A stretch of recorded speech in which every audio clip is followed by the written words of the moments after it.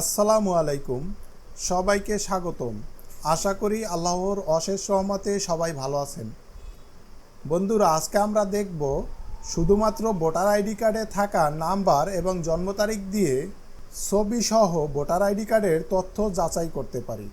বন্ধুরা, আমরা পূর্বে যে ওয়েবসাইটের মাধ্যমে দেখিয়েছিলাম যে ভোটার আইডি কার্ডের তথ্য কিভাবে যাচাই করা যায়, সেই ওয়েবসাইটে কিছু পরিবর্তন আনার জন্য সেটা এখন আর সম্ভব হচ্ছে না।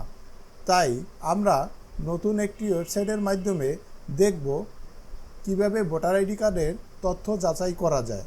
সেটা করার জন্য আমাদেরকে প্রথমেই একটি ব্রাউজার ওপেন করে নিতে হবে। সার্চ বারে গিয়ে লিখতে হবে মিউটেশন ল্যান্ড, এটা লিখে সার্চ করে দিতে হবে।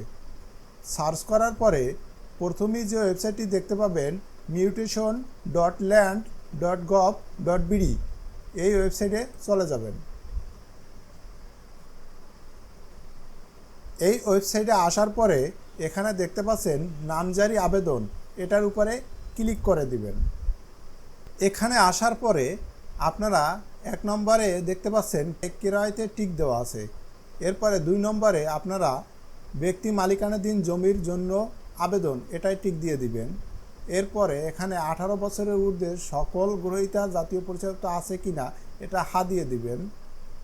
এরপরে এখানে গ্রহীতা এটাই দিয়ে দিবেন। এটা দেওয়ার পরেই আপনারা দেখতে পাচ্ছেন এখানে জাতীয় পরিচয়পত্র নাম্বার, জন্ম তারিখ, মোবাইল নাম্বার, ইমেল এগুলি চাচ্ছে। এখানে আমরা যে ভোটার আইডি কার্ডের তথ্য যাচাই করতে চাচ্ছি সেই ভোটার আইডি কার্ডে থাকা নাম্বারটি বসিয়ে দিবেন। এরপরে সেই ভোটার আইডিতে থাকা জন্ম তারিখটি এখানে দিয়ে দিবেন। এরপরে আপনার কাছে থাকা একটি মোবাইল নাম্বার এখানে দিয়ে দিবেন এবং ইমেলের স্থানে আপনার যদি ইমেল থাকে দিবেন। ইমেল যদি না থাকে তাহলে দেওয়ার কোনো প্রয়োজন নেই। এরপরে এখানে বিভাগ, জেলা, উপজেলা, মৌজা এটা আপনার ইচ্ছে মতো যে কোনো একটা দিয়ে দিবেন।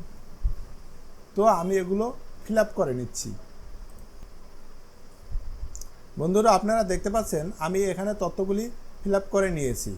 এরপরে আমরা নিচের দিকে চলে যাব।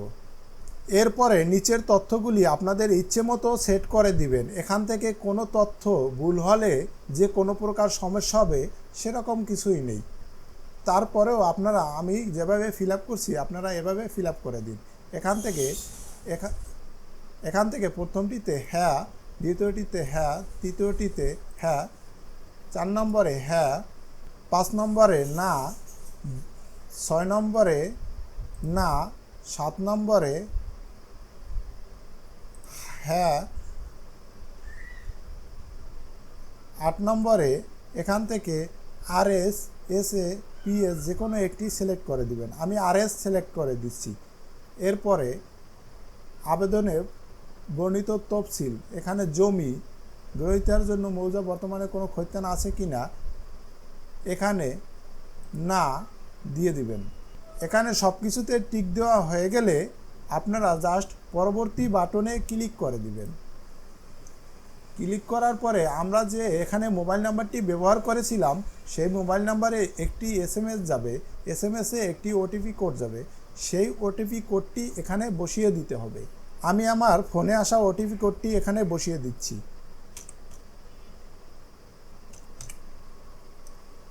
OTP কোডটি বসানো হয়ে গেলে এখান থেকে যাচাই করুন বাটনে ক্লিক করে দিবেন। বন্ধুরা, আপনারা দেখতে পাচ্ছেন এখানে আমার ছবি, নাম, পিতার নাম, মাতার নাম, ঠিকানা সব কিছু চলে আসছে। অর্থাৎ আমি যে আইডি নাম্বারটি এবং জন্ম তারিখটি এখানে দিয়েছি সে আইডি নাম্বার এবং জন্ম তারিখটি সম্পূর্ণ ঠিক আছে।